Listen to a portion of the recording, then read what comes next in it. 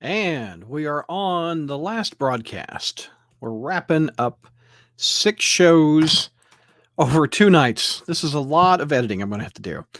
But thank you all for joining us on this last one. This will be a good one. It's got a goblin fight. So, George loves a good fight, and JR loves a good goblin. So this one ought to be a good one. Here, I'll give you a preview of what the cover looks like. There it is. You've got crazy looking Betty Brant right there. Written by Roger Stern, I think, and Ron Friend's art. So, yeah, oh boy, indeed. Hey, there you are. Goblins, fight, fight, fight. So I love that double page spread. That looks really good. Well, it's Ron Friends, right? Double cover. Yeah. Yeah, Ron Friends and Roger Stern. Two of the legendary Spider-Man creators. Ryan Reed, I am so ready for this. We're going to do it, Ryan. This is a good one. Yeah. Yep. We're going to talk about a lot about Ron Friends' art in here. Oh, good. Good. I love me some Ron Friends art. Yep. This corrected a long-running... hey, there you are. There we go. Long-running mistake that by Roger Stern leaving, not tying up the Hobgoblin. So it's going to be good. Hornacek's body blow, fight, fight, fight. He's thinking of the game Knockout. Body blow, knock him out. Ira, which villain has made the most Friday Night Fights appearances? The Hobgoblin has to be up there for good reason. Hobgoblin, I don't know the exact number one. Hobgoblin's been in a lot of them. Kingpin's been in a lot of them. I was just going to say, yeah. Those are probably the top two. Is probably Hobgoblin and Kingpin. Harrowing wants to Stegron. Yeah. JR, do you think Norman could beat the Kingpin in a fight? Harrowing wants to know. He should, but then again, considering that Spider-Man can't seem to beat him in a fight, I guess that's pretty doubtful. Yeah. And according to the guys who do Ravencroft, Norman can't even beat John Jameson in a fight. So, yeah. Josh wants to know our favorite and least favorite Roger Stern stories. Juggernaut, probably number one for me. I think I don't think I get better than favorite story or favorite fight. He just says story is what he writes. The sequel that Roger Stern did with the Juggernaut, I think, is kind of weak. I mean, I don't think he should have gone back and touched a classic. I think the original Hobgoblin, when he brought the original Hobgoblin, that just was. I just remember when that issue came out or whatever. That was so good.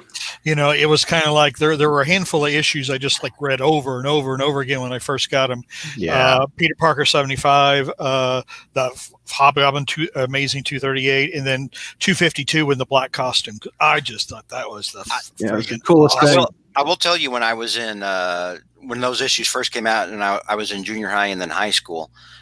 Those were the issues that I reread the most. Were the ones that had Hobgoblin in them, and the ones that had that were that tied into it, like Jack-o'-lantern, stuff like that, that whole big kind of brief period. Yeah. Hornacek says kid who collected Spider-Man. Yeah, that's up there. That's one of the best. That's a good one. I think my single favorite still is that Lee Ditko issue, and which it's an iconic issue. And as a Spider-Man expert, I should be able to recall the issue each and every time, and I cannot. I think it's 33, the one where he's trapped under the rubble when Doc Ock's master planner. 31 or 32? What is it, JR? I think it's 33. ASM 33. It's the one where he's trapped under all that stuff. Yeah, I think it's 33. Yeah, 33. It's the one that Spider-Man Homecoming screwed up. Yeah. Like when he's buried under all the stuff, and it's so easy. And the reason for that is because it underscores exactly who the character should be, not how the character is represented a lot under bad writers, but how the character should be. When it's easy, when it would just be easy to give up, when it would be easy to just go ahead and say, I'm done, I can't fight this anymore. Spider-Man always picks himself back up and gets going again. Yeah.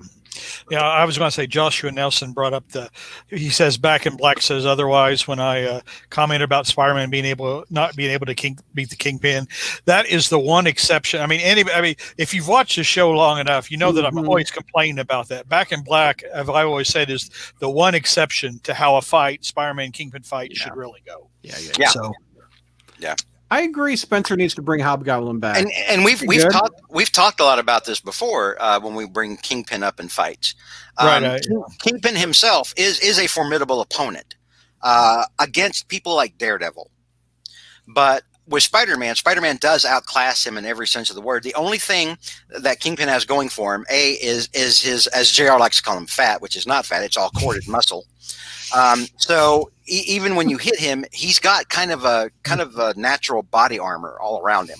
Yeah, that's going to absorb a lot of the blows. Not enough for a dude that can bench press 10 tons necessarily, but it does give him a little longevity. That and the fact that he is a master martial artist, not on like a level of Captain America, but he does know stuff like judo and judo is where you can like use your opponent's strength against them.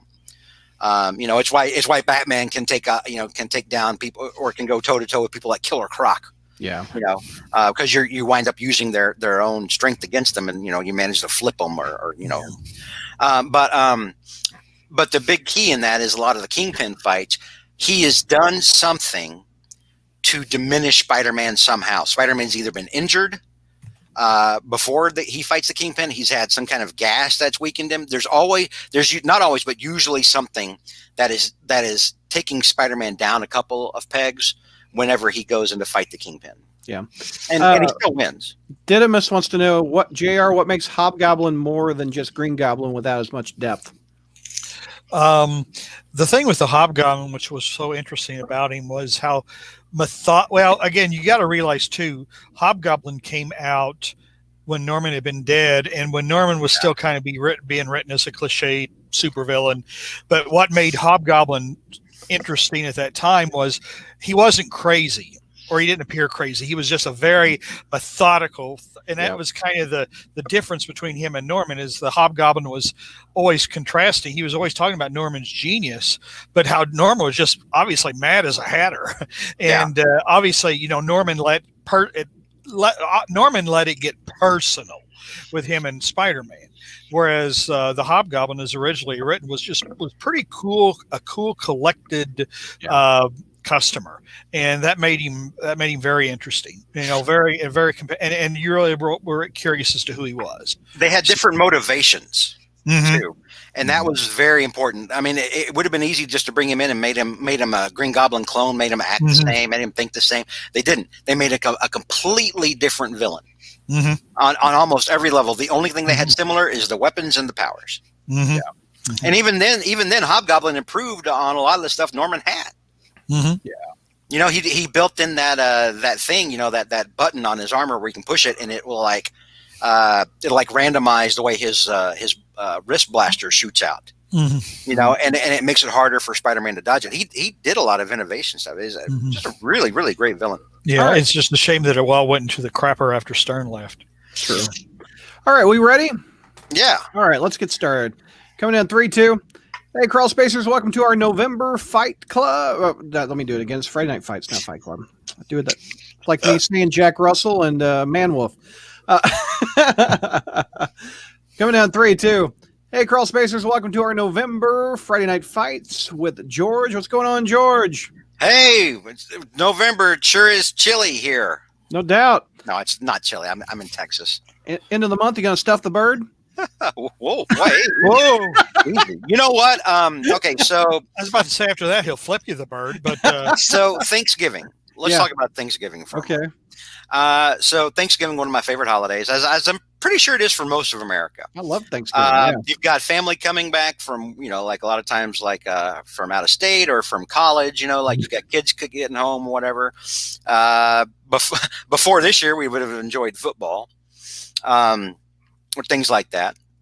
But no, it's always been one of my favorite holidays. It's just because, it's one of those times when the whole family gets together and everything. That whole period between Thanksgiving and Christmas is magic. most of the time. Yeah. And as an adult, it passes in about 30 minutes. It feels like. And when you're a kid, it takes like 9.5 years to go from Thanksgiving to Christmas Day. Yeah. But when you're a grown up, it's like that. It is. Exactly. I would agree. Like, you wake up the next day and it's Christmas already. You're like, how did this happen? What in the world? Oh my God. But so I always help my mom cook for Thanksgiving because we wind up cooking and having the whole family over at my folks' house. All right. And it's usually a big gathering. Okay. A lot of cousins, a lot of, aunts and uncles, that whole thing. And so I for probably the last 10 years, I've been going over and helping my mom the night before, like get stuff ready, whatever, so that she has less to do in the morning when she's got to start putting stuff in the oven, like most of it's already been prepared, so she just got to stick it in or whatever, the oven, turn it on. Yeah. But then one year I started making like the pies also. And so last year, my mom had to have last October. So in November now, over a year ago, 13 months ago, mom had her hip replaced because it was bugging her. So she had to have her hip replaced. She couldn't do Thanksgiving. We thought we were going to have to do Thanksgiving somewhere else. And I stepped in and said, I will do Thanksgiving. You made Thanksgiving dinner? Wow. So last year I did Thanksgiving. Wow. Under the watchful, commanding presence of my mother, who was keen to tell me everything I was doing was wrong. She sort of guided me through it, okay, here's a recipe for this. No, grind that up a little finer, everything, whatever. Yeah. No, it was great. Good. It was fantastic. So the only thing I didn't do the turkey. Somebody else brought the turkey. Good. But I did the ham. Oh, there you go. I recall. The YouTube chat is saying, "Hey, it's November. How did that election go? The PS5 is out by now." Spoiler alert! You'll just have to wait and see. We're broadcasting into the future, but we're not going to reveal the spoiler alert of who we're recording this November 2nd. Yeah, and even then, that's a third rail we're probably not going to touch. Yeah, let's not go down there. But we went into the future. For November of 2020, we are going back in the DeLorean to 1998, I think.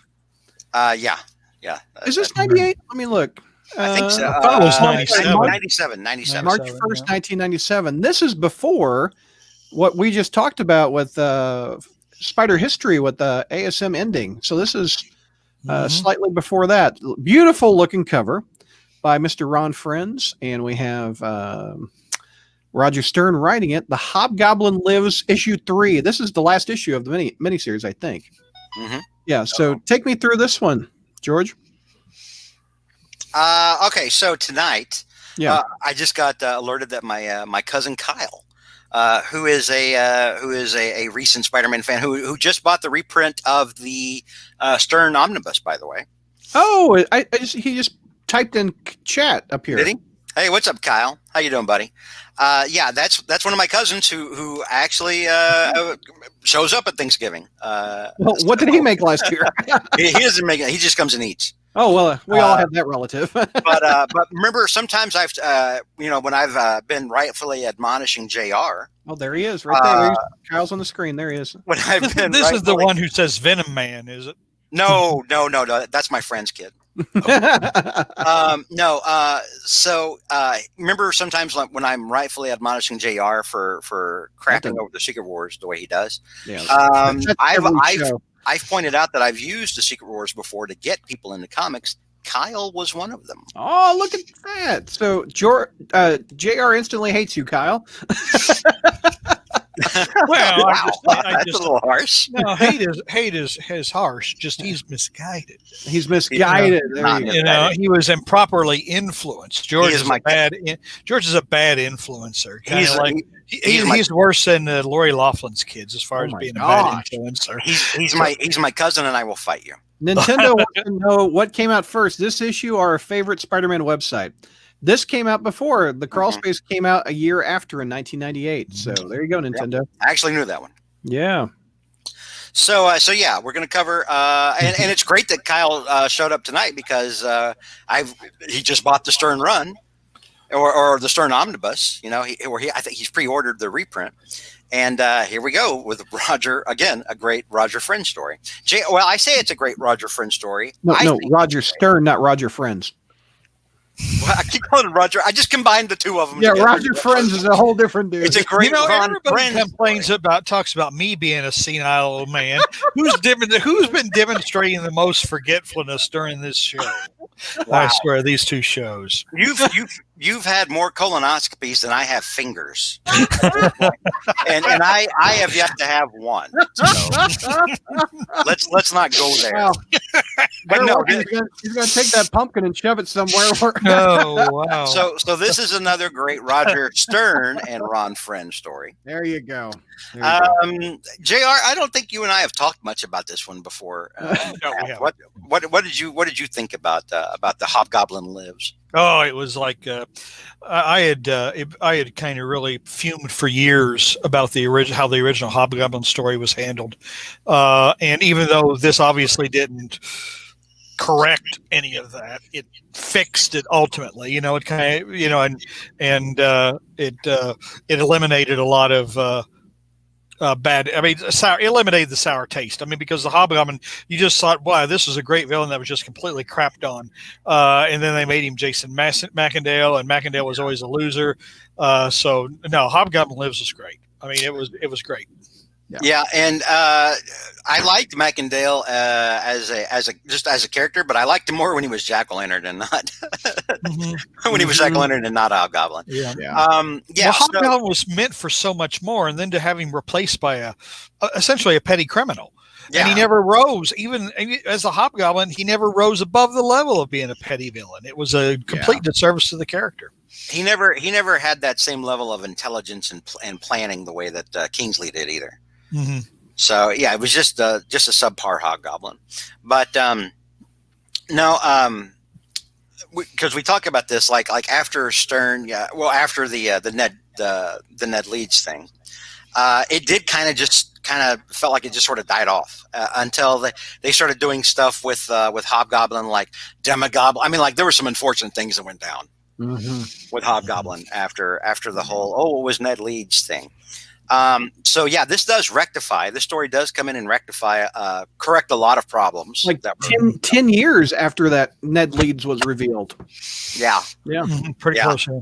And even longer since the first time we even saw Kingsley back when he was still the effete designer in PPSM 40 something. Yeah. When he wore an ascot. When he had an ascot. Yeah. So yeah, it does wrap a lot of stuff up, and we should all be thankful for that. This was actually a really, really good three part little contained story, and I think they've collected it in trade since then. I don't know. I believe they have. Maybe in the 90s they did, but I haven't seen this released recently. It's up on Marvel Unlimited if you want to read it. All right, so just to spitball it for you guys, because we're not Spider history, where we have to examine the full issue, and by examine the full issue I mean JR just make things up. Well, I got spider colonoscopy. Yeah. So just to give you a little context on what's going on here, Betty's trying to get to the bottom of her husband's death, and like she's just trying to find out more about it, trying to find out how he was wrapped up in it, and so Betty's doing, what an investigative reporter does. She investigates, snoops a little too much, drawing the attention of Roderick Kingsley. And at the same time, Spider-Man's at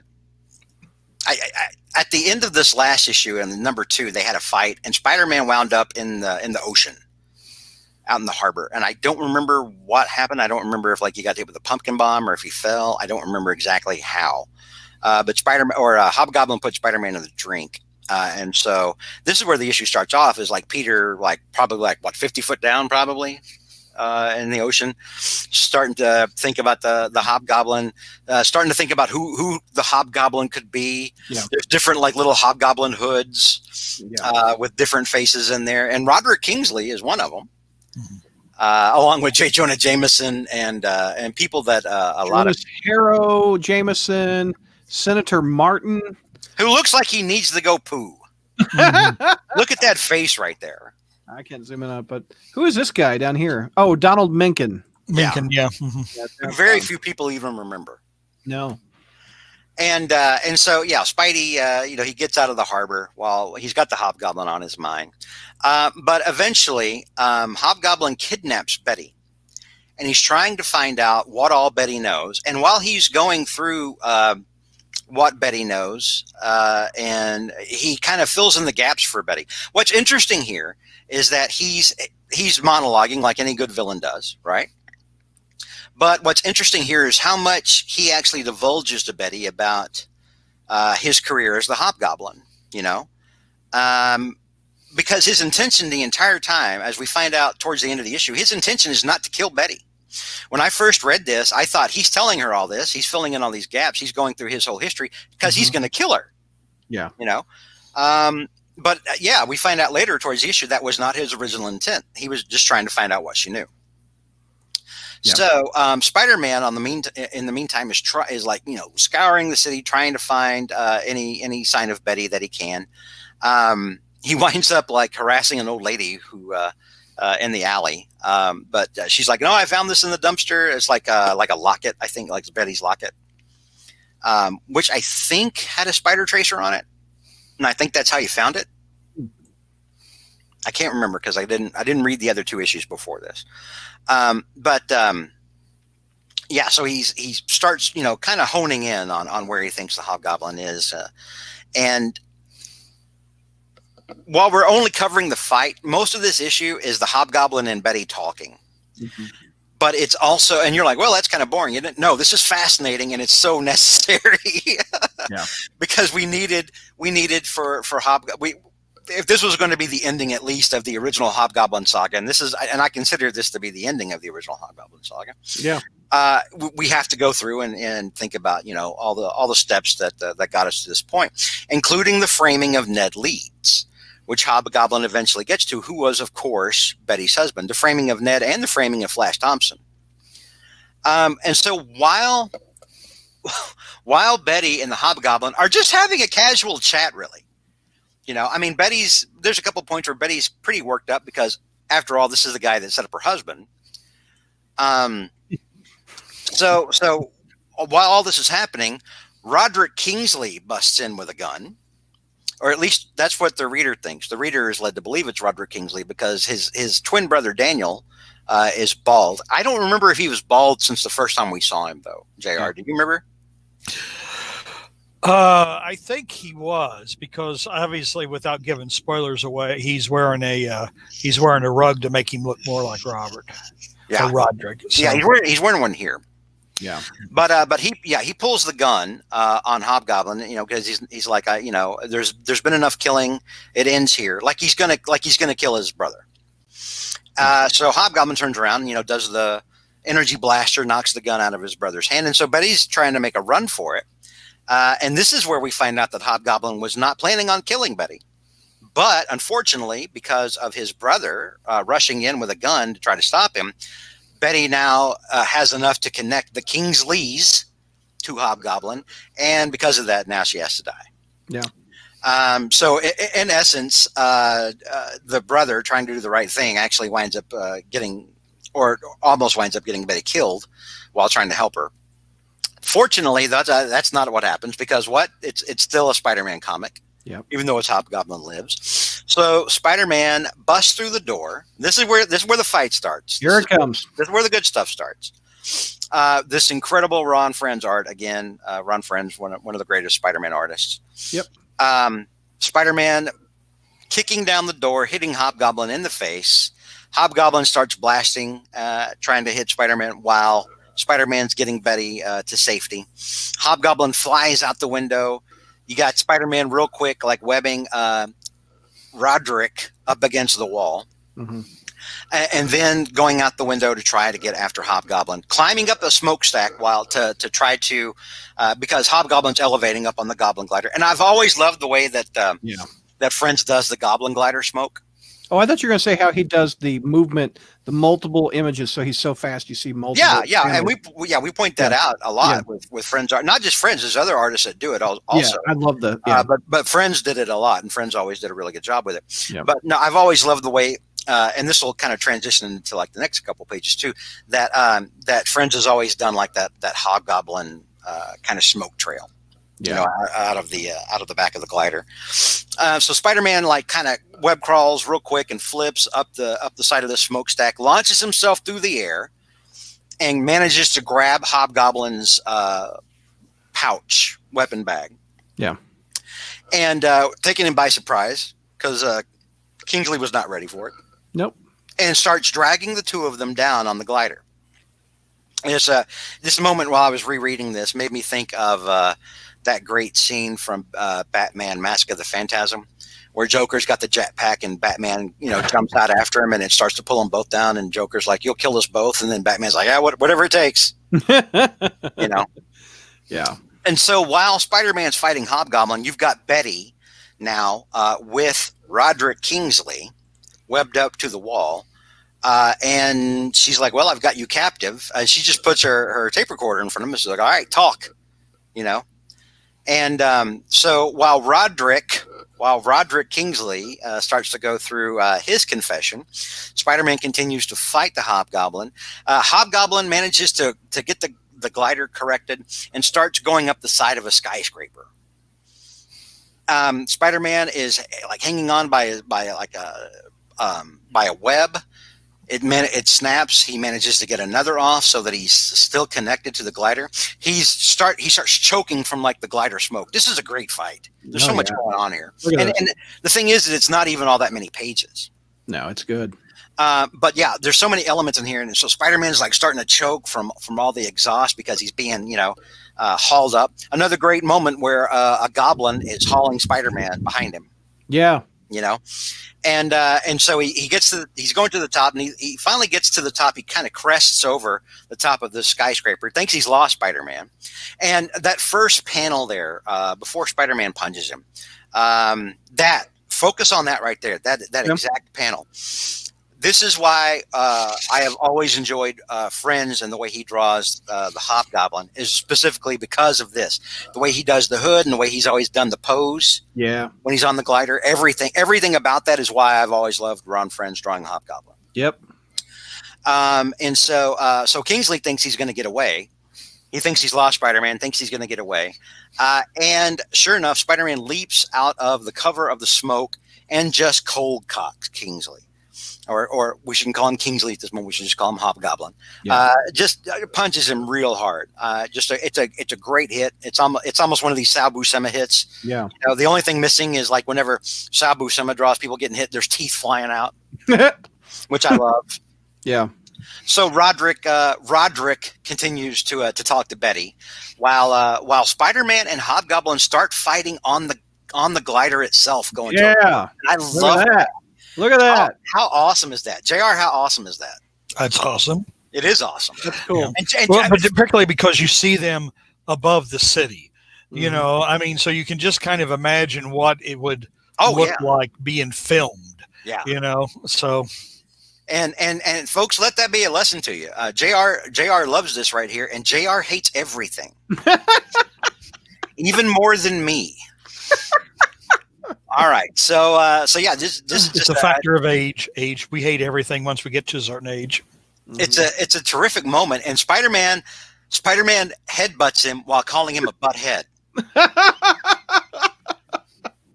which is a great moment. Even in a serious fight, Spider-Man's getting the quips in. No doubt, get him. And then he just starts beating the hell out of Kingsley. Yeah.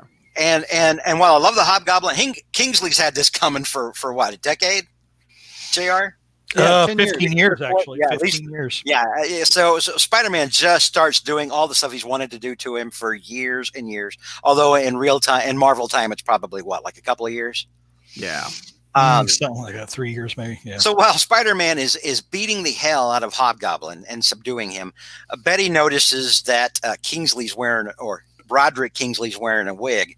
She pulls the wig off, and we have one of the all-time greatest Hobgoblin panels on the next page when Spider-Man finally unmasks the Hobgoblin for real, not pulling it off of Flash Thompson, for example. Nope. Finally unmasks him, and it is Roderick Kingsley. Boom. And then side by side is the next panel where it's almost the exact same thing, except scared, where Betty Daniel is de-wigging Daniel and finding out the whole Kingsley conspiracy. Yeah. And then in a change of pace, after Spider-Man wins, we see Spider-Man hauling a goblin away on the back of the glider. Oh yeah, look at that. I love the poetic justice. He's never gotten to do this with Norman. No, probably not. He should. He's never gotten to do this with Norman, but I love that whole panel. Yeah, it's a great homage. Really is. It really is. And you had to know Peter felt so good. Yeah. Peter's like, oh my God, I actually got a clean win. This is fantastic, right? Look at his face. He's just ticked. Yeah. Oh yeah. Kingsley did not take this well. Yeah. So yeah, Hobgoblin goes to jail. We see a villain go to jail, actually go through a trial and everything by Betty Brant Leeds. Yeah. There, the cover story of the Google. Criminal's own words, clear Bugle reporter. That being Ned Leeds. We see the Hobgoblin go to jail and realize he's made a horrible mistake. He finds a tape recorder that I believe he left for himself. Oh yeah. To kind of mock himself in case he ever failed. And Yeah. they locked him back up. And so he crushes that and because he's still got goblin strength. Yeah. Which is weird because they put him in like what looks to be like a normal jail cell. That's a I'm mistake. like, well, that's not gonna hold him. But it does actually. It's quite a while before he escapes. Yeah. And he crushes the recorder, screaming out Spider-Man. Later on, Peter, Mary Jane, and Betty, share some words. Betty's finally getting closure and everything, and the story ends. A fantastic story, first of all. One that ties up things that Stern should have been able to tie up over 10 years before, over a decade earlier. But yeah, I mean, clearly, Decision Spider-Man. Look what Friends did, 1982 to 1996. Yeah, I guess that's Roger Stern's run. Mm-hmm. It ends right there. So that's cool. That's cool. I think it's kind of symbolizing the end of of the Hobgoblin. I'm sorry. Yeah, the Hobgoblin. Yeah, the Hobgoblin. Stern's run ended way before then. So, that's the end of the Hobgoblin. But as we know, he came back and blah blah blah blah blah. So yeah, Advantage Spider-Man. It's a great fight. Lots of things happening in the fight. Lots of cool stuff. A lot of little homages, like Peter getting hauled behind the glider, and then later a goblin getting hauled behind the glider. Yeah. Just a really super fight. And not only that, Peter, we had a great moment where Peter and Betty were both getting a win at the same time. Yeah. Figuring out Betty getting to the bottom of her husband's death, uncovering the conspiracy between the two brothers and the fact that Daniel's been helping him this whole time. But also, Peter finally closes a chapter on one of his. Actually, I mean, the 80s, he was his greatest villain in the 80s. I would agree. He was his greatest villain. They weren't even doing that much with Doc Ock in the 80s. No, not nearly that much. He ripped his arms out and he was scared of him. McNulty has a question though. Why is it that Tom DeFalco insisted that Roderick being the Hobgoblin may have been another swerve because he preferred Ned Leeds? You think? I think DeFalco just never liked the twin brother thing. I think I read that once, that he just didn't like. He just thought that was lame. He didn't care for the whole twin brother thing. It made more sense than it suddenly being Ned Leeds out of nowhere. Right. It did. So Didymus says he wanted it to be Richard Fisk. I've read that too. Yeah, that DeFalco. That makes no sense at all. Richard Fisk was dead by this time, wasn't he? No. No, he was still alive. Richard Fisk was a Rose. Was he still the Rose at this time, though? Not at this time, but when DeFalco was writing, when DeFalco took over Amazing Spider-Man, it was his intention that Kingsley be the Rose and Fisk be the Hobgoblin. So that actually would have made sense also. Matt wants to know if Roderick ever learned Spider-Man's true identity. I don't think so. No, we never did. No. There's never been, has there, JR, a Norman versus Roderick fight as goblins? Has there? As goblins? As goblins, no. Yeah, because goblins at the gate, it was just them. Right. It was just them for briefly, and then this whole what was the last story in the Superior Spider-Man where Norman was not acting like Norman, but it was another Hobgoblin imposter or something, So the original Green Goblin and original Hobgoblin have never duked it out. Not in costume. I don't get it. Not in costume. Right? I don't get it. That'd be such a cool fight. Well, the closest we're ever going to get to seeing both of them at the same time was that cool Ron French poster where one half was like Hobgoblin and the other half was Norman, was the Green Goblin, and then you had all the old villains and the new villains. So the fight goes to Spider-Man again, I think. George. Oh, clearly. Yeah. Hobgoblin. I mean, Spider-Man not only gets the win, he also manages to just beat the hell out of Hobgoblin. Hobgoblin wasn't ready for this. Yeah. Hobgoblin wasn't ready for it. He wasn't ready. Spider-Man busting into the door while he was about to kill Betty threw everything off for him, and all he was trying to do was trying to get away. But unfortunately, just not his day. He had years and years and years of being able to get away at the last moment, but this wasn't one of them. His luck ran out on this one. And once Spider-Man finally got his hands on him when they're on that glider, I mean, just clubber langed him. Yeah. Josh wants to know who is the worst Hobgoblin, Macendale or Urich? Oh, Urich. Phil Urich. Uncle Phil. Easily the worst. Yeah. Just because when Slott made Phil the Hobgoblin, he just made him a caricature of the Joker. He was just a cackling jackass with no depth at all. Yeah. It's just that goes back to Slott's inability to write characters with depth. Brian says Ned died off panel, right? It seems like the writers weren't convinced he was Hobgoblin either. Technically, he did. Yeah, he died. He died in that Wolverine Spider-Man one shot. Mm-hmm. Yeah. So we had Green Goblin versus Hobgoblin, but it was Harry versus Jason Macendale. You're thinking of Amazing 312 and Inferno. Spectacular 312. No, I'm sorry. No, Amazing with McFarlane. McFarlane. Right. Amazing. Duh, that's right. You're right. Yeah. Right. Fire issue. Vinkman says, didn't the Ned Leeds thing from the people who came after DeFalco Friends were forcibly taken off the title?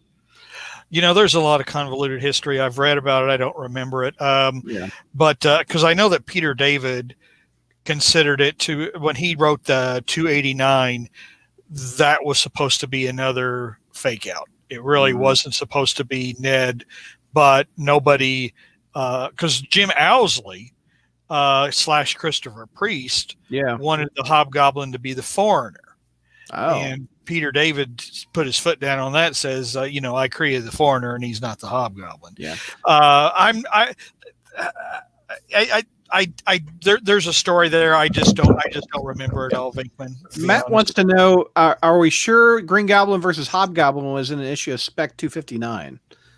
Do you remember that? No, I mean, that was Goblins at the Gate, and the Green Goblin in costume was well, it was supposed to be Phil Urich, but it was the unidentified clone. There you go. And Norman. Was that the Gray Goblin? No. That was a Stacy kid. The Gray Goblin was a Stacy kid. Yeah. Yeah. Okay. Nintendo, what's the deal with the Foreigner? Cover that stuff in History and Friday Night Fights. Do we have is there a good Foreigner fight? I don't remember one. Foreigner's not that impressive. He's mainly a schemer. Yeah, he's not someone who would want to get into hand-to-hand with Spider-Man. I don't think. We could cover that. Yeah, that could be something that could get covered on History, but Fight Club we wouldn't focus. I don't understand why Phil Urich turned evil and became the Hobgoblin. I don't either. It seemed that Slott just decided he wanted a new Hobgoblin and randomly picked Phil. Because story didn't matter, and right. True. It was just hammering. We've often talked about the Slott era as trying to hammer like a square into like a circle peg. Yeah. Like one of those children's toys. Yeah. None of it. A lot of how many? I lost track. You could take through that whole year or that whole period where Slott was writing. You could probably take every reference to us talking about things that didn't make any sense for a character, and you probably have about 6 hours worth of audio. Yeah. I mean, it was literally just making characters fit the story he wanted to tell rather than having the story make sense. Ira is sending them to read your article, Squandered Legacy. Up on the crawl space. Yep. Yeah, it's become horribly dated, but it's still there thanks to the crawl space. Still, Brad has meticulously preserved everything. So. Spec 129, good foreigner fight. Check it out, George. I don't remember that one. That was Peter David, though. I think he was writing it at the time. McNulty says Kindred is the 5th Green Goblin. Yeah. McNulty says a lot of crazy things, but I don't. Kindred is Ned Leeds. Ask McNulty if he's still married to the idea that Kindred is a chick, since everyone apparently is calling him. Well, last night, from what I've been reading, we showed a preview of ASM 851. Norman calls Kindred that boy. So we know Kindred's a boy. It could be Peter. It could be Harry. That's the only 2 boys Harry Norman ever calls a boy. It's Harry, or it's some sort of pissed off alternate universe version of Peter that's mad about the Mephisto deal. Yeah, there you go. Heroing. You guys think there's any villains outside Norman and Ock that deserve to know Peter's identity? Also, do you think that adds personal element could increase a bad guy's villain's status? Clearly, Stegron. Clearly, after all these years of the back and forth between Spider-Man and his true arch nemesis, Stegron. Clearly, Stegron should know. He should know. I think his tail should know, Peter's Spider-Man too. I mean, there's other villains that know. Morbius knows. I think the symbiote still knows. No, I don't. Did the symbiote get mind wiped too? Yeah, I never thought Morbius.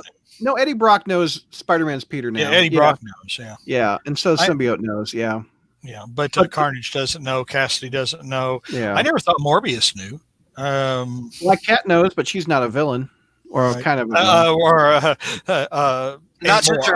Not since her post-slot rehabilitation. I don't know what the hell she is now, to be absolutely honest. I know that Spencer tried to fix her. I think largely they just want to ignore what Slott did. I would agree. That Black Cat it's not a mini, it's an ongoing. The Black Cat ongoing is really solid. It's another example again of us scratching our head saying this doesn't make any sense for the character. Yeah. But yet Slott wanted to do it because it was in his note. It was in a notebook. Yeah. It was in one of the magic notebooks or whatever. Chi-Town in the house. He would like another story like the Hobgoblin arc. I don't think Kindred counts as it. Well, it is a pretty good mystery. We are wondering. Well, however, we're at the end of the tolerance, I think, of finding out who he is. We will never get something, because originally, remember when this first started, like at the beginning of Spencer's run, everybody except JR was saying this because JR is a curmudgeonly old man that doesn't like anything. But the rest of us were making comparisons to how the Hobgoblin started. And saying that, suddenly I think I even said a couple times, I was like, for the first time in Spider-Man since the Hobgoblin saga, I'm actually interested in the mystery of who somebody is. Yeah. Now, the problem with that is that we've gone for 2 years. Okay. Yeah. And the Hobgoblin thing went on for a while too. But the thing was, Spider-Man was fighting the Hobgoblin while all that was going on. Yes. And we didn't get that for 2 years with Kindred or close to it. Like a long time. He hasn't thrown a punch at Kindred yet. And that's where the kind of comparing them becomes a problem. It's not really a true analogy. The mystery is still interesting, and it's led to all this intense speculation, which I really like. I like people forming theories about that because it means that Spider-Man's good enough for them to give a damn to think about that.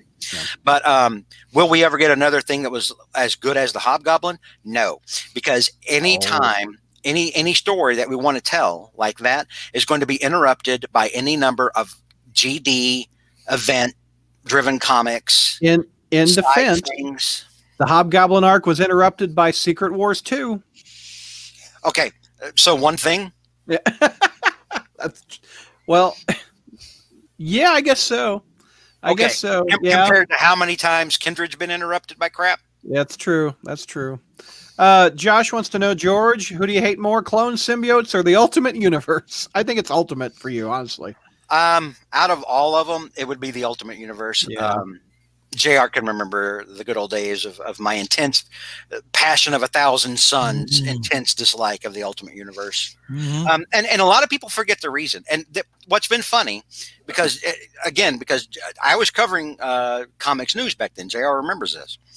And at the time that Ultimate was being sold, this is something that revisionists looking back on Ultimate don't ever want to bring up, or they'll even outright say it's false, not because they're lying, but out of a place of ignorance.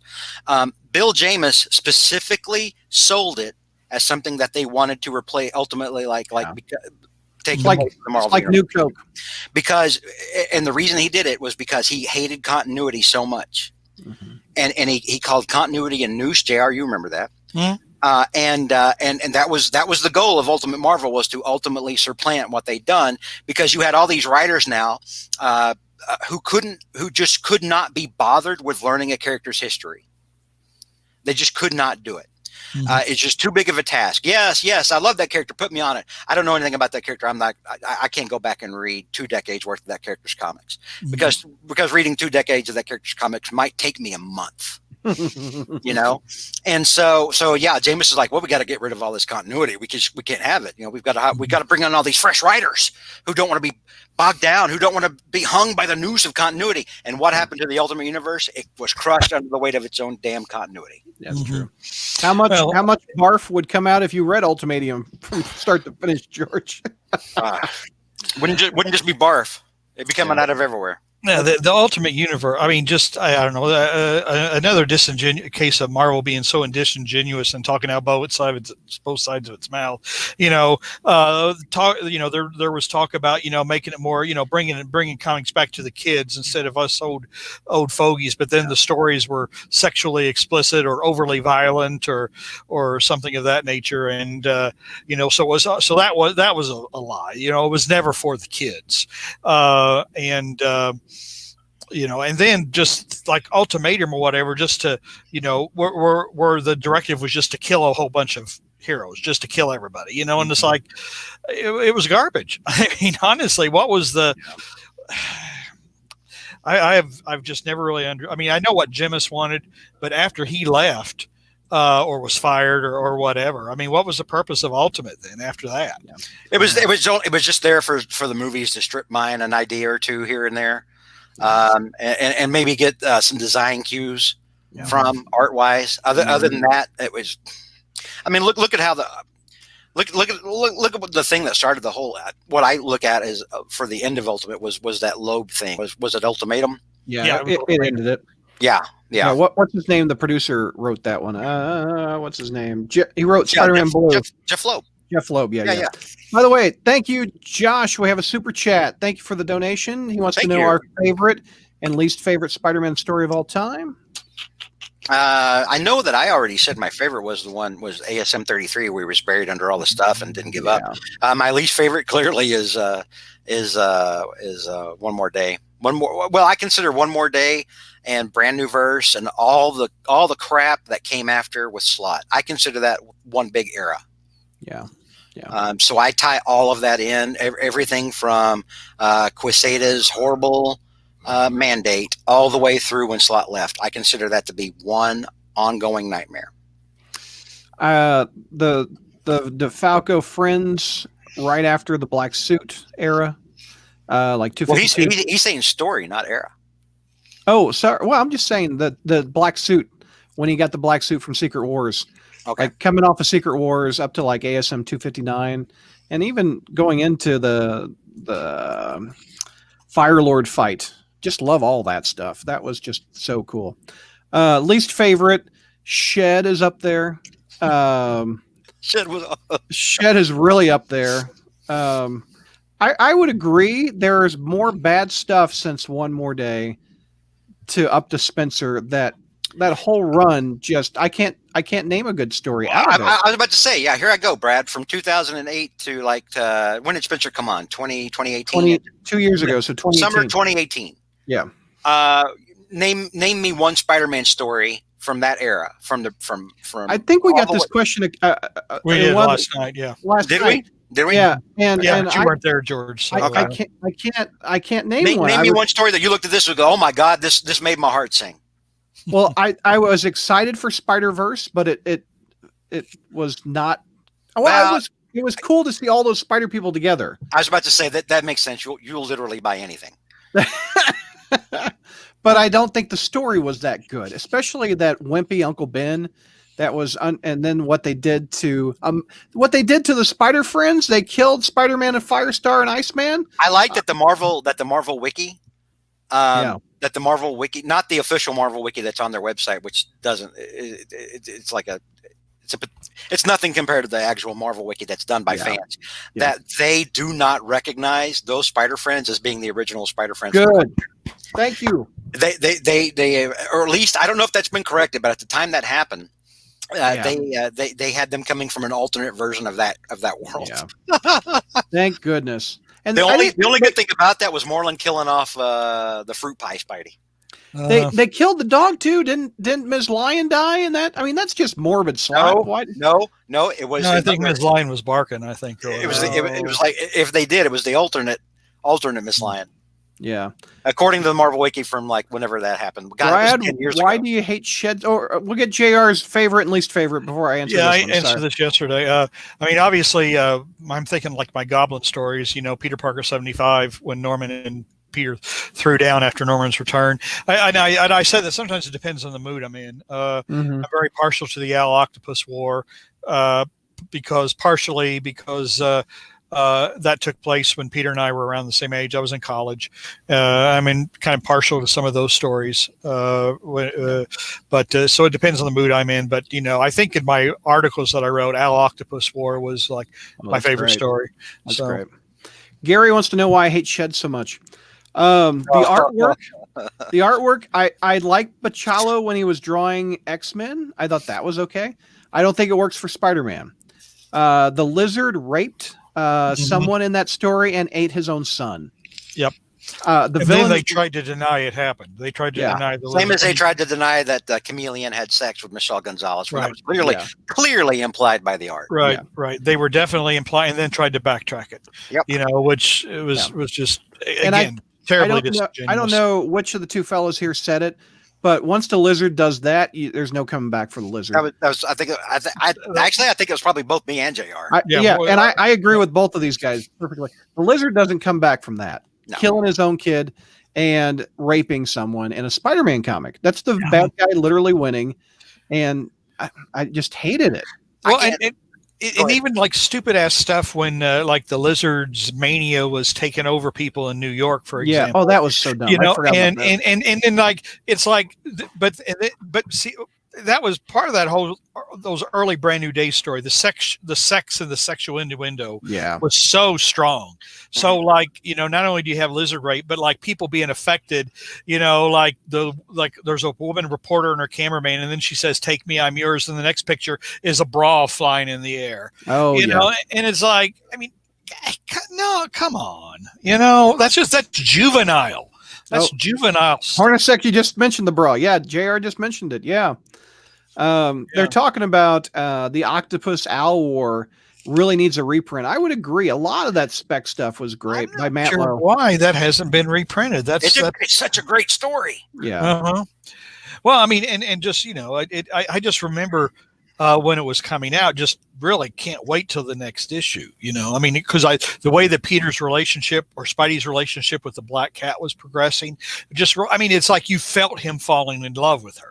I mean, it was just kind of like if you've ever had that feeling, and I mean, all of us guys know that feeling of when you really fall hard for somebody, you know, and you felt that. There's an oh damn moment. There's like, oh God damn it. Yeah. I'm in love. I mean, you know, you really felt Spider-Man falling deeply in love with Felicia. And then like the last issue, the issue where he knows that Ock and he are going to have one big blowout and that he may not survive it. So he goes and kind of makes all of his amends. You know, I mean, he treats his friends out to dinner. He goes to see Aunt May. He, you know, it's like he extorts money from Jonah, you know, kind of like, you know, if this is my last stand, then by God, I'm going to set everything right. It was a great story.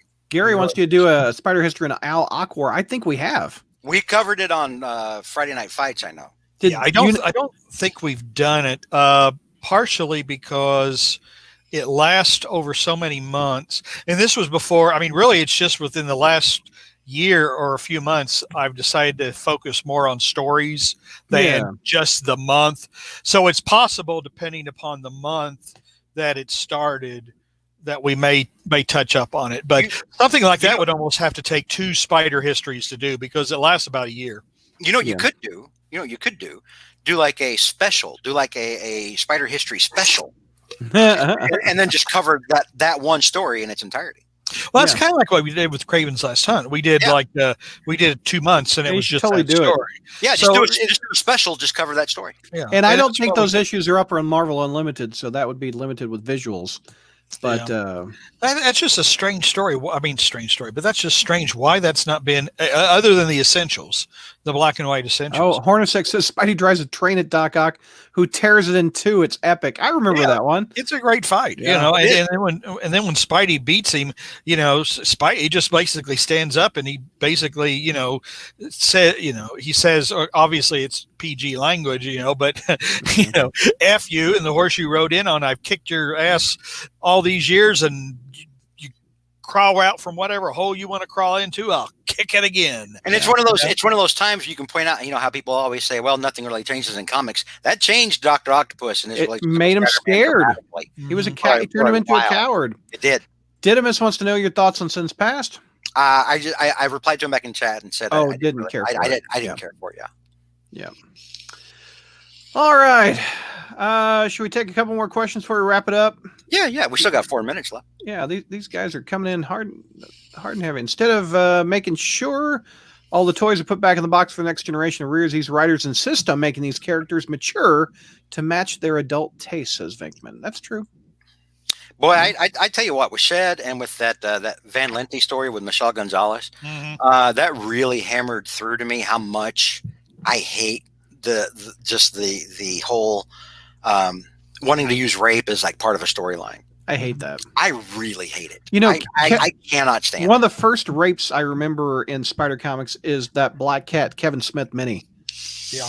I hated that. Before then, you had what happened to Carol over in Avengers. Jim Shooter, Avengers 200. That was very controversial. Oh, that was awful. Yeah. Although that was, I mean, it was different, but at the same time, it's still the same sort of violation. And I loved when, in that moment in Amazing or in Avengers Annual number 10, which was the first appearance of Rogue, by the way. Yep. That Carol kind of went off on all of them for it. You know, it was like none of you tried to step. None of you could see what was going on. Yeah. It kind of shamed them for it. And I was like, yeah, good for you, Carol. Yeah. But yeah, I hate rape as any kind of plot device. I cannot stand it. Particularly as a motive too. You know, for example, no doubt. You know, Kevin Smith in the again, you brought up the Kevin Smith, the Evil That Men Do, where, you know, the Black Cat being raped in college was a motive for her becoming the Black Cat, which was it was because her dad. Yeah, she had daddy issues. Yeah, she was literally trying to break her dad out of jail. Yeah, and just he was a cat burglar, and it was kind of it was around him, you know. Right. And then all of a sudden, it's like, well, it had to be. Of course, she had to be raped, you know, and that's kind of a philosophy for probably a number of female villains or heroes or whatever. They were raped, you know, not because they had any principles or not because, you know, they felt it was the right thing to do or avenging a loved one or something like that was. So there's an obsession with that. No doubt. I want to thank Brian Taylor for a super chat. Thank you for the donation. He's a longtime listener for years. It's his first live show. Just wanted to say, great show. Brian, thanks for joining in. Watch our social media. I often list at what time these are going to be so you can follow them. So search on Facebook and Twitter. Crawlspace 101 on Twitter, Spider-Man Crawlspace on Facebook. And you can tell when these live shows are on, and you can be on a chat. And thank you for the donation, sir. I appreciate that.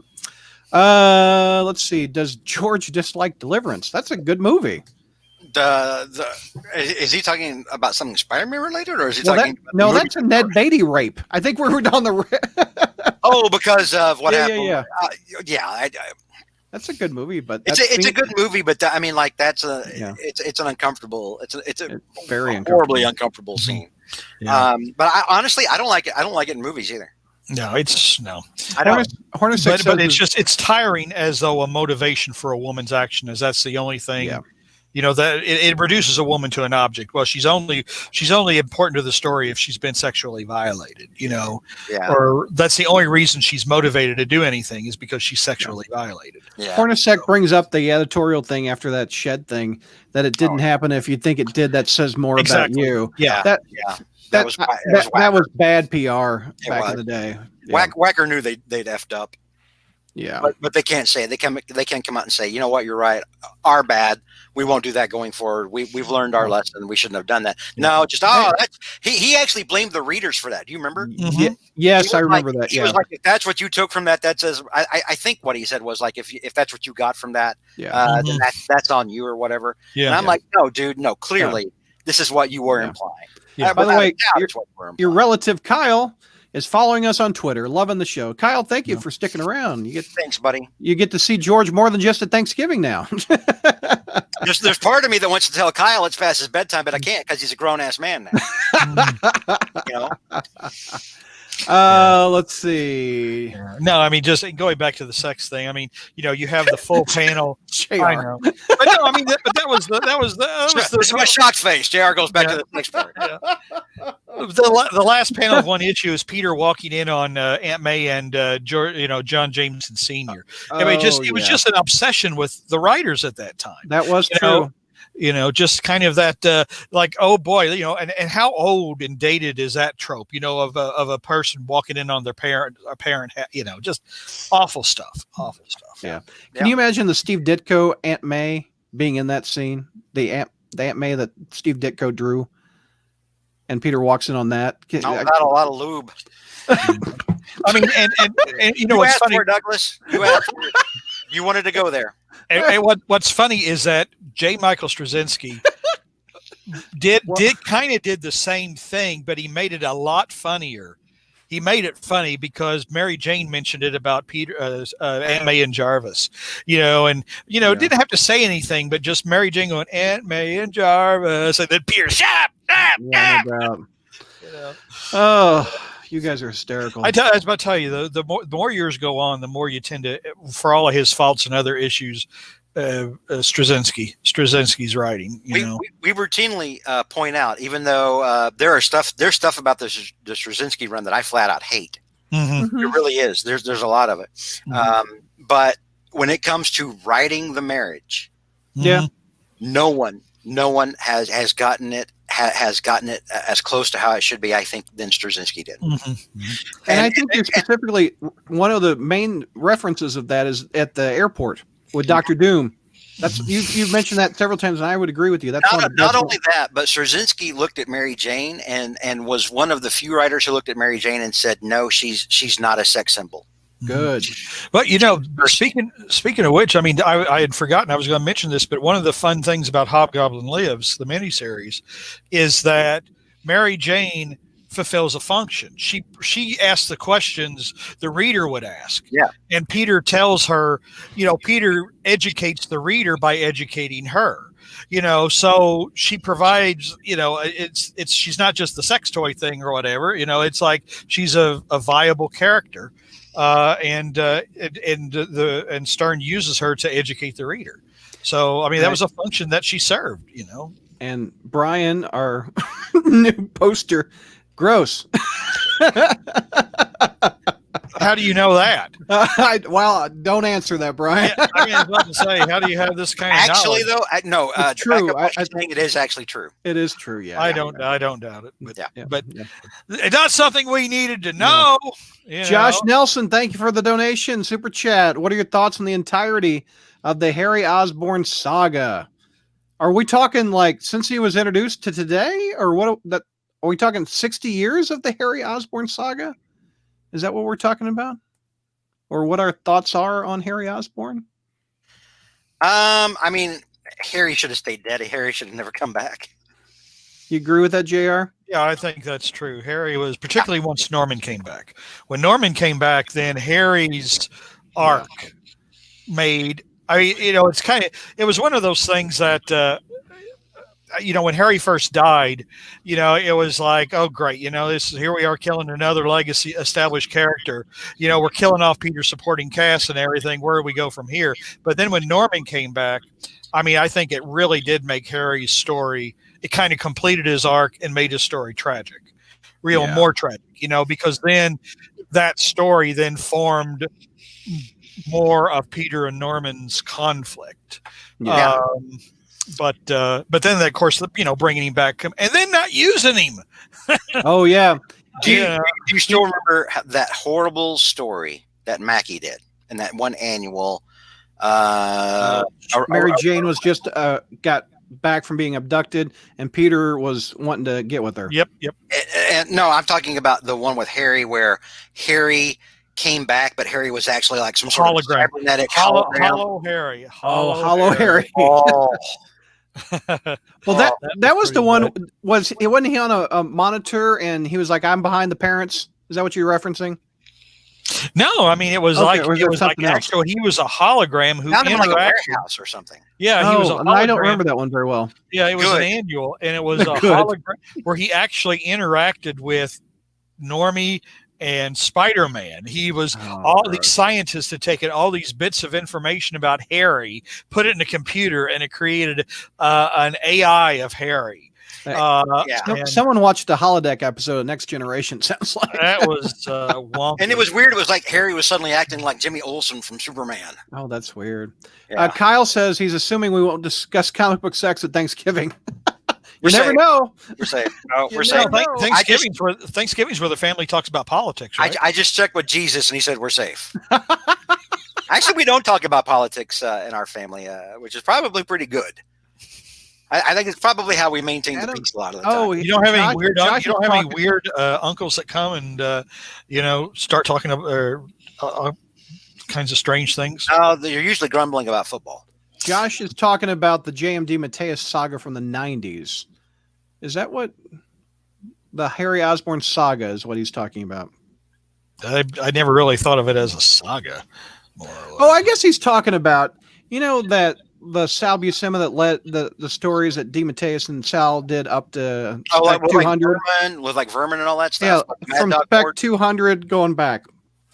I think is what Josh is talking about. I know how JR feels about Vermin. I don't know. I don't know. To be honest, Harry just never struck me as a viable supervillain because he was more a screwed up kid than anything else. You talking about leading up to Aunt May's death? Is that what you guys are talking about? No, he's talking about Harry's death in Spec 200. Oh, no, I liked J. Mateus. I did too. I didn't have a problem with his run. Although I think when I think back to a lot of his run, I think I probably think back to Sal Buscema hard. Yeah, I do too. And so that probably Spec Annual 14, Adam says what George is referencing. Yeah, it was bad. Hologram Harry. No. Teamed up with Hologram Tupac. No. Spec Annual 14 is when Peter goes into an old goblin hideout and puts on a headset, and Harry's memories flood him, and he sees Harry's memories. That's Spec Annual 14. Okay. The Hollow Harry was like Annual 2001 or something. Yeah, like I wanted to say it was ASM too. I don't really remember. No. I don't remember. Wait, we try to block it out of our memories. Josh says correct. He's talking about that DeMatteis, Sal Buscema run leading up to Spec 200 where Harry dies. Okay. So I think it's around 190 is when he starts going crazy. I didn't care. Why not? Well, again, it's one of these days we'll do The Child Within. I hated The Child Within. Again, Vermin, right? But okay, let's get rid of the whole. Let's get rid of the whole Vermin thing, okay? But first of all, it's like Peter is spinning the whole thing. Why did my parents leave me? Why did my parents abandon me? Acting like this abandoned child. That's not what happened. That isn't what happened, and Peter never acted that way before. That was just some kind of deep hole that DeMatteis decided to drill. What do you mean explain myself? I am Yeah. explain it. JR's correct. I mean, getting murdered is definitely different than abandoning your kid. Exactly. And so the whole idea was abandonment. Harry was abandoned by his father, and so Peter was abandoned by his parents. And it's like, no, he wasn't. He wasn't. He wasn't abandoned. He never had abandoned. Peter until then never had abandonment issues. But then the robot parents thing, no, he didn't. It was he always knew his parents got killed. Yeah. And he knew they died in service to their country too. Yeah. That's the thing. They were heroes. Exactly. So there was just and so, DeMatteis invented that whole abandonment issue story. And then, but again, outside of Ermin, the child abuse thing. Okay. It's like anytime somebody did a child abuse story, they felt like you just got the feeling they were writing like, I'm doing something important here. I'm bringing light on child abuse. I am saying something, it's like, okay, we get it. It's bad. It's bad. Like Dana Carvey would say, it's bad. But, you say Denny Crane, Shatner? Is that what you're talking about? No, Dana Carvey doing George Bush. Yeah, Dana Carvey doing Bush. Oh, I thought you said Denny Crane. That little old thing there. I knew what you were doing, JR. Yeah. But it's like so many writers when they did those child abuse stories, it was like nobody else has ever done a child abuse story. I'm going to do one, and and I'm going to say something really important here. And that's kind of that. But to me, there's a lot of things wrong with the child with man. Wouldn't be prudent. Yep. Okay. Wouldn't be prudent at this juncture. Wouldn't be prudent. George, do you think most stories are ruined by editors over writers? Oh God, yes. Yeah. Oh Lord God, yes. I look back and think of how lucky we are for the 80s that it wasn't worse than it was. Yeah. Especially when you read about a lot of the conflicts that some of the editors had with the writers. Let's see. 1,000 Points of Light. 1,000 Points of Light. The weird thing is that James DeMatteis wrote fun stories and team up. Nobody starting there would think that the writer would make Spider go an emo crybaby. Josh says, so if you didn't like The Child Within, what are your thoughts on Spec 189 and 200? JR? The old man, Josh, the old man is deflating. As we well, 189 was sort of okay because I think that was the story with Harry and the dinner. Hologram. The dinner downstairs, and with Molten Man and Liz and Normie, and that was okay because Spidey's finally had enough, and clocks Harry. Just I'm sick of effing with it, my head and scaring everybody and threatening, making destroying your wife and child, and he just clocks him. Spectacular 200, I kind of liked in a way because it showed how evil Norman was. Mm-hmm. Because even though Norman was dead, and Harry was looking at a picture of him, and he was ranting and raving about how there was a newer, deadlier goblin in town, and it's all because of you, Dad, and I remember when I first read it, and it's like, God, this Norman is such a bad dude. He's dead. He's been dead for 20-something years, and his evil is just his evil is just so pervasive that even in years after his death, he was still ruining lives. So, Gary wants to know: are we taking November off? No, we record Fight Club and History 2 at a time. So we don't have to meet every month to do these. So I have 2 in the can. Yeah. So that's why if you go back and look at what we were saying at the beginning, we were talking like it was from November. Yeah. But in reality, we record them 2 at a time. Yeah, 2 at a time. So Adam also says November is Spider Jeopardy, which I think we have a date. Mm-hmm. Save the date. Okay, we'll save the date. And pray that Ashley doesn't go into labor. Yeah, we're wanting to do the date early in November, so it's close sooner than later. So in the beginning of November, we're going to do Spider Jeopardy. I need to talk to these 2 fellows about something that just came up, and we will advertise the date coming up. But it's going to happen. But remember, we are still taking those Patreon donations for the Ashley Goes Into Labor episode. Jack will be holding his webcam. Actually, I need to get involved. Thank you for reminding me. Ashley posted the link because we asked her about are they going to do a baby gift link or whatever they call that? A registry. Like when you get married, it's called a registry. And they did. I saw that. I didn't see it. And then work happened, and I completely forgot it. I have to find where that is. Yeah. JMD created the White Rabbit. I like White Rabbit. I did too. She even has a Marvel legend. The cool thing about White Rabbit being a D-list villain is that number one, she revels in being a D-list villain. Oh yeah, I love it. Number two, she is actually very evil. A lot of people it gets lost in the goofiness, but part of her backstory was that she killed a lot of sugar daddies that she married to get their money. So she's straight up bad. Yeah. Yeah, and so I've always liked White Rabbit. She's always been fun. Josh says you've satisfied my curiosity, JR, for now. Let's see. We should do election night Spider Jeopardy. No, we're not going to do that on a Tuesday. No, we are not. No. So do it on election night so we'll have something to distract us. That's funny. White Rabbit was kind of like absolutely no way. My wife, if I try to hide, my wife will be giving me 30-second updates on how the voting is going. White Rabbit was kind of like Harley Quinn before Harley Quinn. I could see that. Kind of, yeah. I could see that. Yeah, Adam. Kind of. Yeah, I mean, she wasn't a sidekick to anybody. No, but she was kind of like a '60s Batman villain. Yeah, I'll give you that. From the old TV show. She really was. But I like her. She's fun every time she pops up. I've never seen her pop up and be like, oh, great, we got another D-list villain. I'm like, oh, cool, it's White Rabbit. White Rabbit's always fun. Exactly.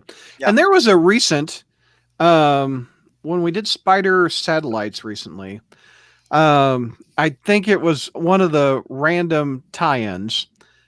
I think it was Absolute Carnage or something, and Peter David did a story with White Rabbit. And if you remember when the symbiote escaped the Baxter building in the 80s, it got out of that tube and it went slinking around, and then it jumped on a dude.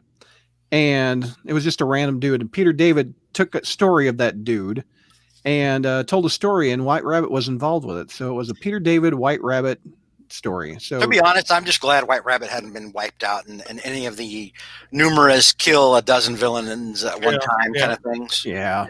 Which I hate, by the way. Yeah, I just don't get these writers who think that it's cool to kill off characters, particularly characters you didn't create. Well, it was interesting the first time it happened with Scourge and Captain America. But then, But then that stuff just sort of kept happening, and I'm like, maybe we stop this. It's fun to see these people pop up every now and then. I would agree. Yeah, you know, let's have a Green Goblin versus Doc Ock debate. No, I think we have that quite often. I mean, we've covered that. It was a couple years ago, wasn't it? When that mini came out, wasn't it a mini? Or was it? No, it was like a 2-part story or whatever. But who wrote that? Though? Was it Slott? I don't think no, but it was Superior Team Up or something. Because it seemed like we enjoyed it. Wasn't it Friends, right? Penciling it, I think it was Friends penciling it. Yeah, but it was a superior team up issue, I think. Yeah. Oh, okay. I mean, it was interesting, but I didn't like Doc Ock. I didn't like the idea of Norman giving Doc Ock's girlfriend AIDS. I just kind of like, that was weird. Yeah, because the whole idea of her getting AIDS, and dying of AIDS, was just the randomness of it, and that Doc Ock couldn't save her. Yeah. And everyone has AIDS. And then to turn it into a devious plot by the Green Goblin instead of makes it less of a tragedy. So you think Heroing wants to know, would Peter? You think Peter and MJ would still get together if Peter wasn't Spidey? I'd like to think so. I think it's plausible. Yeah, it's plausible because of the character of Peter. I mean, it's of the character of Peter Parker. I mean, I think it came out. I mean, I think his character came out more forcefully and earlier because he was Spider-Man. It goes back to which I thought was a stupid statement that Emma Stone made that Gwen Stacy loves Peter Parker, but Mary Jane or because he's Peter Parker, and Mary Jane loves Peter Parker because he's Spider-Man. It's like, no, that's not right. The hero is still Peter Parker. In fairness to Emma Stone, she's just regurgitating what somebody told her. Mm-hmm. Well, still stupid. Yeah. But it's like, okay, that's one of the reasons Mary Jane loves Peter, but Peter Parker is the hero. Spider-Man is just the form, is how he's chosen to represent it. Yeah, that's But true. Peter Parker is the hero, and she loves Peter Parker. If he called himself the Hornet or three other guys, Prodigy. Oh, And also AOL. also what you have to remember is that up until Parallel Lives, that was the case. Because we didn't know that she knew that he had been Well, Spider-Man. that's got to be one of her main attractions with that retcon. She looks out the window and he's coming out of the. Yeah. Well, that's why she was fascinated by him. Yeah, That's the attraction. That's why she couldn't stay away from him, but that's not what keeps her with him all this time. Yeah, she had liked Peter as a person before then, way before then.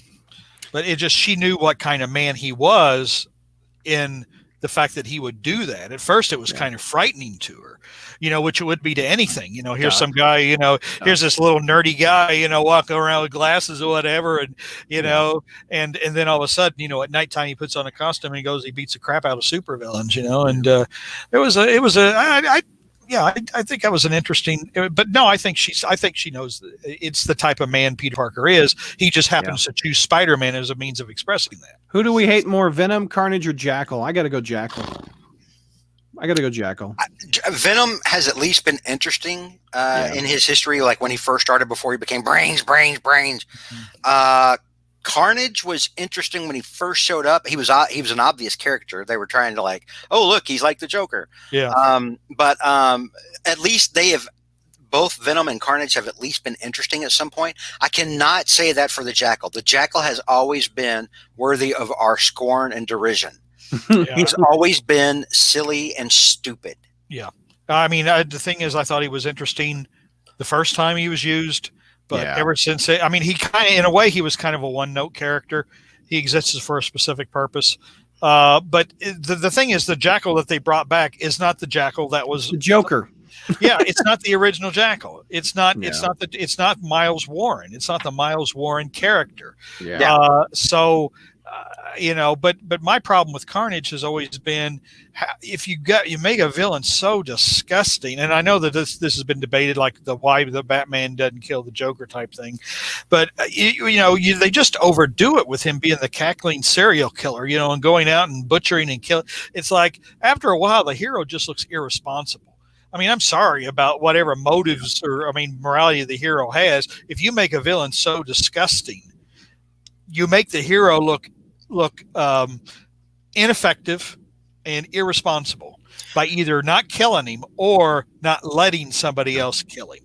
I would agree with the not letting somebody else kill him, but with Batman, it's a little different for me because as someone who's read a lot of Batman back in the day, I've always considered that Batman, he doesn't kill anybody, number one, but number two, he specifically, as bad as Joker gets, he deep down feels responsible for the Joker even existing. Yeah. And I've always maintained that because Batman was the one that put on, the cape and the cowl and said, literally his MO starting off with, I have to terrify the bad guys. Yeah. And it worked so well with the Joker. Joker jumped into chemicals to get away from his crazy ass. and that created the Joker. So I've always looked at that as, I wrote a psychology paper about that back in college. Cool. I was writing it about the duality of man being represented in different things, and including Charlie Brown and Lucy with the football, and that's cool. And Wile E. Coyote and the Roadrunner, and also Batman and Joker. Wow. And it's a yin and yang thing. One can't exist without the other. Yeah. But I pointed out, I was like, deep down, Batman feels responsible for Joker. Like every time Joker kills somebody, I think Batman takes that a lot harder than Batman usually lets on, or tell other people, because Batman knows I'm responsible for that. Yeah. And at the end of the day, I think maybe I've always wanted to see something like, or actually I wanted to write it for a while, where Joker actually got cured. Like there was some sort of breakthrough therapy or something, like where he got legitimately cured, not as a plot device. Isn't that what White Knight was about? I don't know. I didn't read it. Yeah. But where and then how, because number one, he's cured. Number two, he's never going to see the light of day. They can't let somebody like that back out on the street. There's just no way. Yeah. But at the same time, I wanted to show how Batman would probably become his biggest proponent on rehabilitating. Oh, that'd be cool. And would probably, out of anybody else, would probably have the biggest vested interest in Joker, being cured. Yeah. But that could be interesting. But that's why I don't think Batman kills the Joker. Answer your question, Jackal out of Georgia. Me, Carnage for JR, because I remember you hate Carnage. Yeah, again, just the overuse, and he wasn't an original character anyway. Again, it was like he was modeled after the Joker. Haha, this guy's the Joker, and he steals Venom's motif. He's like a bad Xerox twice done. Yeah. We have 6 minutes until midnight. At midnight we're going to call it. All right. So get those questions in quick. We'll answer them for another 6 minutes because us three old guys want to go to bed. I still have to work on D. I still have to work on D&D after this. Man. Let's see. Do I have any more questions coming in? By the way, thank you all for staying up so late. We've been broadcasting since 7 p.m. It's now nearly midnight. Not me. No, you haven't. Me and JR have. Well, we were just warming it up. We were the opening act, yes. Yeah, we just were the opening. Which villain reveal in Spider-Man was done the best? There's been a lot of them. Norman Osborn, maybe? I mean, Green Goblin? No, I wouldn't say that was the best reveal, to be honest. I think Hobgoblin wasn't. Well, no, Hobgoblin was, yeah. Boy, that's a good question. I think it's Norman. No, but see, when Norman was first revealed, and this is a story, this is something I wrote about when I was complaining about Venom, and then I kind of wrote my Venom, oh yeah, I kind of get it now article. Norman hadn't been in the issue. I mean, Norman hadn't been there that long. It was kind of like that was kind of what I was thinking. So if you're going into Spider-Man Code, you've seen the Green Goblin since issue number 14. You're wondering who this guy is, and all of a sudden, it's a guy who just showed up. Almost literally. I'll give you that. I mean, what was Harry's first appearance was like 31. Norman's was 37 or something. So it's like, who the hell is this guy? Boy, but no, there's not many to pick from if you don't go Norman. Really, if you don't go Hobgoblin, Kindred. Was Kindred going to be it? Facade, clearly. Facade. There we go.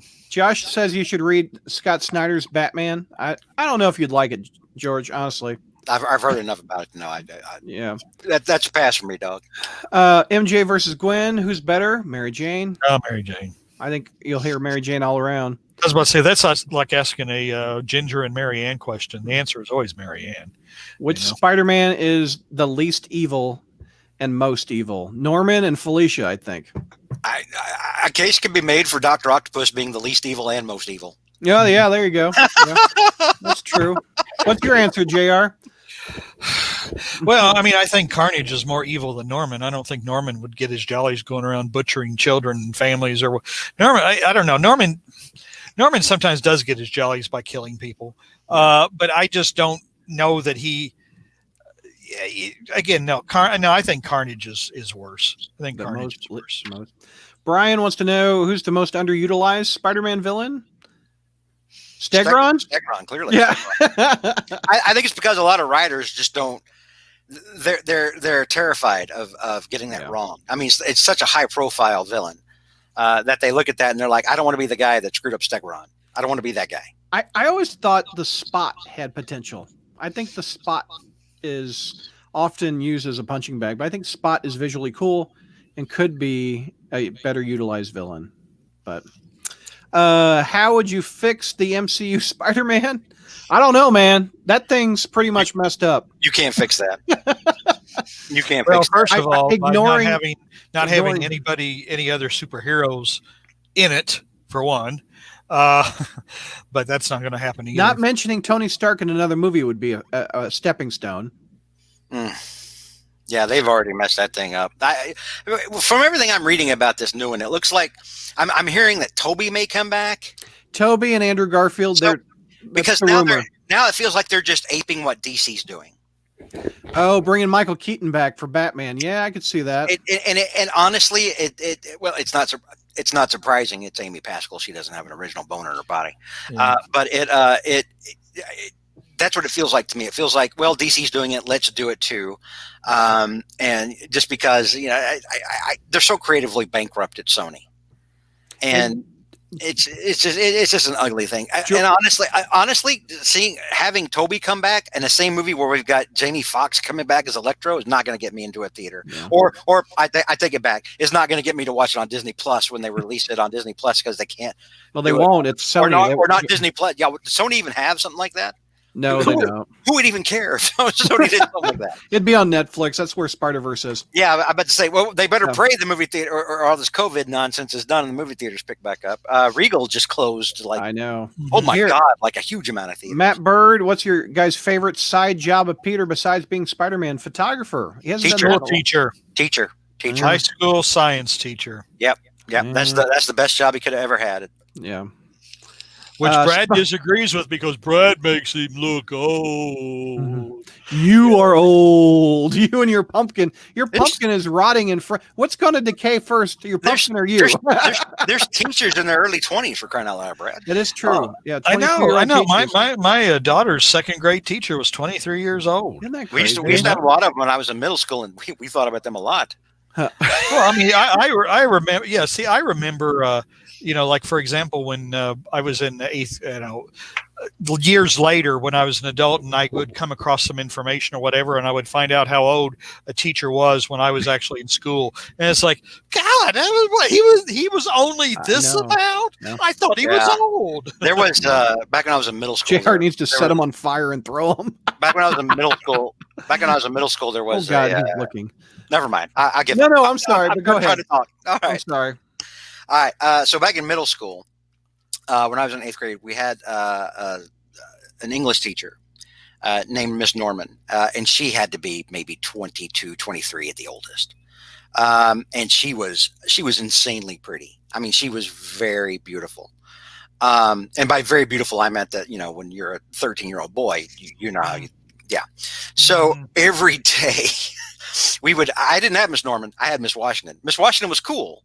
But Miss Washington was, it was weird. She had kind of a reputation for being like the strict mean teacher, but she and I got along fine. And I was like a big class clown, but I think like we understood each other on some kind of level, like Boy Meets World, with that guy and his teacher. Yeah. So every day, me and my friend Miguel and probably half a dozen other dudes would be waiting there because Miss Norman had the class right next to Miss Washington, and she was always coming off of like her free lunch period. So she was always walking from the break room to her class, and she had to pass by Miss Washington's class. And so because the teachers, they stand out in the hall. That's what you have to do. Mm-hmm. And so every damn day we would all be out in front of Miss Washington's class so we could see Miss Norman walk from the break room, pass right by us, and go to her classroom. And every day we'd all be like, "Hi, Miss Norman," and then she would go to her class, and she was always very sweet, and she would say, "Hey, boys, how's it going?" Like she didn't know what was going on. Yeah, right? She knew. Yeah, and then Miss Washington, like after Miss Norman had passed, Miss Washington would be like, "All right, now pick your jaws up the floor and go sit down." Bunch of cretins, get in there. Hornacek wants to know how Peter would handle being a teacher on Zoom. I don't think he'd do very well. Maybe he'd hold the phone as he's web slinging. That wouldn't look good. I think Peter has a basic working knowledge, like any person would have, of how to use a computer. The deal with Spider-Man, though, with a photographer, he can adjust his work schedule a little bit better. Like with a teacher, you got to be there from 8:30 to 4, and Peter can't do that. Yeah, but it did make sense. I'm with JR on this one. It makes the most sense for a character, number one, who, I take back the second part I was going to say, but like who is interested in science as he is. It does make sense for him to become a teacher. And I always liked that because like, I thought, well, this could open up a lot of room for stories where, he's, through the kids that he has in the class. Mm-hmm. And it did, we saw that. Mm-hmm. But what was I going to say? I was almost going to say, for somebody whose biggest thing is responsibility, teacher's the obvious choice, but that's not true. He could have become like an EMT or something like that. Yeah. That would be different. That we went 3 minutes over what we said, guys. Thank you for watching. We could probably go another half hour, but we're going to pass out. I'm getting tired. We're done. We're done. My pumpkins are getting soft. You're gonna light it on fire and set the smoke alarm off. This pumpkin's on fire. A couple things. I will be back next Saturday, showing off the Guinness Book of World Records Spider-Man collection. And I have another friend of mine that has a just as big as Spider-Man collection. So if you want to tune into that, we're going to start that at 7:00 on Facebook, Twitter, Twitch, and YouTube. So check that out. That'll be a fun show. Heroing, thank you for the good show. Thank you guys for watching it. 27 people still watching it.